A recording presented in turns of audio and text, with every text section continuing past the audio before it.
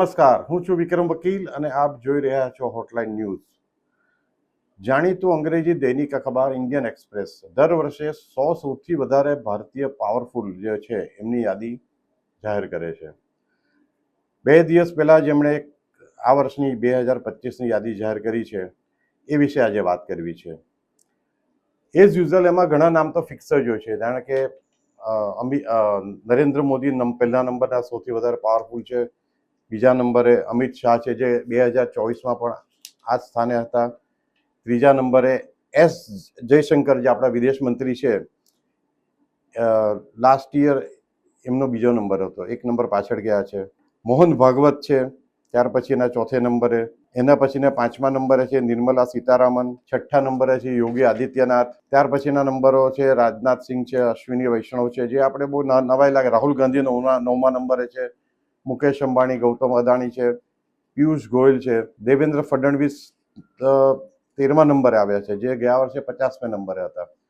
એનું કારણ એ છે કે મહારાષ્ટ્રના મુખ્યમંત્રી બન્યા છે અને મહારાષ્ટ્ર કોઈ પાવરફુલ સ્ટેટ છે, એક અગત્યનું સ્ટેટ છે. ત્યાર પછીના નંબરે છે નીતિન ગડકરી, સ્વાભાવિક છે, એ ગયા વર્ષે પણ લગભગ એ જ નંબરે હતા. હવે એક નવું નામ છે સંજય મલ્હોત્રા. આ Sanjay Malhotra reserve bank of ઇન્ડિયાના ગવર્નર છે. એ આ 16મા નંબરે છે, એટલે એમના માટે ખૂબ ક્રેડિટ કહેવાય. અને એકદમ નવું નામ છે, જે ગયા વર્ષે યાદીમાં જ નહોતું છેલ્લા વર્ષો. એ Bhupendra Yadav, union minister for environment, forest and climate change. આમાં ભૂપેન્દ્ર યાદવ પાસે જે મિનિસ્ટ્રી છે એને કારણે એમનો પાવર નથી. ભૂપેન્દ્ર યાદવનો પાવર છે કેન્દ્રીય ગૃહમંત્રી અમિત શાહના રાઇટ હેન્ડ મેન છે. અને એક રીતે એમ કહીએ કે એમના એડવાઇઝર છે તો એ યોગ્ય છે. અમિત શાહ અને કોઈ પણ નિર્ણય લે છે ત્યારે ભૂપેન્દ્ર યાદવ સાથે ચર્ચા કરે છે. અને અમિત શાહનું જો કામ હોય તો ભૂપેન્દ્ર યાદવ થ્રુ જવું પડે, એવી દિલ્હીમાં એક વાત છે. અને આ પાવર એમનો આવ્યો છે અમિત શાહને કારણે આવ્યો છે. અને એમનો નંબર છે 17મો નંબર છે. મમતા બેનર્જી છે, હરદીપ સિંહ પુરી છે, સિદ્ધાર્થ મૈયા છે, ઘણા બધા નામ યાદી છે. નીતિશ કુમાર છે, ધર્મેન્દ્ર પ્રધાન છે, યુનિયન મિનિસ્ટર હોય તો સ્વાભાવિક છે કદાચ આ યાદીમાં સ્થાન મેળવી શકે. એમ.કે. સ્ટાલિન, જે તામિલનાડુના મુખ્યમંત્રી છે, એમનું 23 નંબર છે. અચ્છા, બીજી ઇન્ટરેસ્ટિંગ છે જય શાહ. જય શાહ એટલે અમિત શાહના પુત્ર અને આઈસીસીના ચેરમેન, ઇન્ટરનેશનલ ક્રિકેટ કાઉન્સિલના ચેરમેન છે. આ જય શાહનો રાઇઝ એકદમ ઇટિયોરિક છે, કારણ કે બોર્ડ ઓફ ક્રિકેટ કંટ્રોલના પ્રમુખ બન્યા, સેક્રેટરી બન્યા, અને ત્યાર પછી પબ્લિક લાઈફમાં આવવા માંડ્યા. અને અમિત શાહના પુત્ર હોવા ઉપરાંત એમણે પોતે પણ કેટલીક કાર્યવાહી એવી કરી કે જેને કારણે એમનું ઇન્ડિપેન્ડન્ટલી નામ પણ થયું. અને એમને ઇન્ડિયન એક્સપ્રેસે એમનો નંબર આપ્યો છે 24મા નંબરના દેશના સૌથી શક્તિશાળી વ્યક્તિ તરીકે. આ ખૂબ મોટી વાત છે જય શાહ માટે. ત્યાર પછી છે ઘણા અનિતા અંબાણી છે, શિવરાજસિંહ ચૌહાણ છે, નોએલ ટાટા છે, હિમંત બિસ્વા શર્મા 31મા નંબરે છે, આસામના મુખ્યમંત્રી, જે હંમેશા ચર્ચામાં રહે છે પબ્લિક લાઈફમાં. અજીત ડોભાલ 35મા નંબરે છે, ઉદય કોટક 37મા નંબરે છે, મનોહરલાલ ખટ્ટર 39મા નંબરે છે, યુનિયન મિનિસ્ટર છે. ત્યાર પછી ઘણા બધા છે. BL સંતોષ છે, નેશનલ જનરલ સેક્રેટરી છે બીજેપીના. એ ખરેખર શક્તિશાળી છે, કારણ કે ભાજપના 10 શક્તિશાળી વ્યક્તિઓના આપણે નામ મૂકવા હોય તો એમનું સંતોષનું નામ મૂકવું પડે. એક નવાઈની વાત એવી છે, ભગવત માનને પણ 44મો નંબર મળ્યો છે, પણ કદાચ પંજાબ જેવા રાજ્યના મુખ્યમંત્રી હોવાથી એમને આ સ્થાન મળ્યું છે. Chief justice of India Sanjiv Khanna 45મા નંબરે છે. અને નેચરલી ચીફ જસ્ટિસ ઓફ ઇન્ડિયાનું સ્થાન ખરેખર તો 1 થી 10માં હોવું જોઈતું હતું, પણ એમને 45મો નંબર કઈ રીતે નક્કી કર્યો છે ખબર નથી.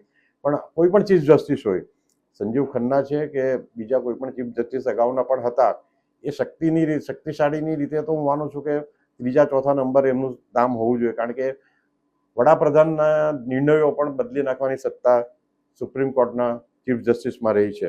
ઉમર અબ્દુલ્લા સરપ્રાઇઝિંગલી 46મા નંબરે છે. અચ્છા, ક્રિકેટરોમાં રોહિત શર્મા 48મા નંબરે છે. લાસ્ટ યર એમનો નંબર 68માં હતો અને આ વખતે જમ્પ કરીને 48મા નંબર આવ્યા છે, કારણ કે મને લાગે આઈસીસી ચેમ્પિયનશિપમાં એમણે જીત મેળવી છે એમની ટીમે. એટલે એકનાથ શિંદે ફક્ત ડેપ્યુટી ચીફ મિનિસ્ટર હોવા છતાં પણ 51મા નંબર એટલા માટે છે કે એક તો મહારાષ્ટ્રના રાજકારણમાં એમનો ફાળો ખૂબ મોટો છે. બીજું કે ઉદ્ધવ ઠાકરેની સરકારને તોડવામાં એમનો ખૂબ ફાળો રહ્યો છે. બળવો કરીને આવી ગયા અને એમણે ભાજપ સાથે ખૂબ સારું કોર્ડિનેશન જાળવી રાખ્યું છે, જે ઉદ્ધવ ઠાકરે નહોતા કરી શક્યા. અચ્છા, બીજી એક ખાસ અગત્યની વાત કરવાની છે કે આપણા ગુજરાતના CR પાટીલ જે જળશક્તિ મંત્રી છે અને એમનો 60મો નંબર છે, ગયા વખત કરતાં 1 નંબર આગળ આવ્યા છે. હવે CR પાટીલ વિશે થોડી આપણે વાત કરીએ તો CR પાટીલ પાવરની રીતે જળશક્તિ મંત્રાલય તો છે એમની પાસે, પણ એના કરતાં નરેન્દ્ર મોદીના ખાસ છે. હું માનું છું કે નરેન્દ્ર મોદી જાહેર મંચ પરથી કોઈ પણ કેન્દ્રીય મંત્રીના વખાણ જો કરતા હોય સતત, તો એક માત્ર CR પાટીલ છે. CR પાટીલનો મિટિયોરિક રાઇઝ તો મેં ખૂબ નજીકથી જોયો છે. એ પહેલા શરૂઆતના વર્ષોમાં રાજકારણમાં આવ્યા ત્યારે દૈનિક છાપું ચલાવતા હતા, સુરતથી નવગુજરાત ટાઈમ્સ. ત્યાર પછી એમણે ચેનલ આઈ વિટનેસ શરૂ કરી. આ બંનેમાં હું તંત્રી તરીકે લાંબો સમય રહ્યો હતો અને એમને બહુ નજીકથી કામ કરતા જોયા છે મેં. CR પાટીલમાં એક છે સંગઠન શક્તિ જબરજસ્ત છે, અને બીજું કોઈ પણ સિચ્યુએશનને પારખી લેવાની જે એમનામાં સૂઝ છે, વ્યક્તિઓને પારખવાની જે સૂઝ છે, અને જે રાજકારણમાં હોવું જોઈએ થોડા રૂથલેસ પણ છે કે કોઈ કડક પગલાં લેવામાં આવે, કોઈને ડ્રોપ કરવા હોય તો લાંબો વિચાર નથી કરતા. લાંબો વિચાર નથી કરતા એટલે નહીં, એમને ખબર પડી જાય છે કે આ વ્યક્તિ હવે મને કામની છે કે નથી કામની.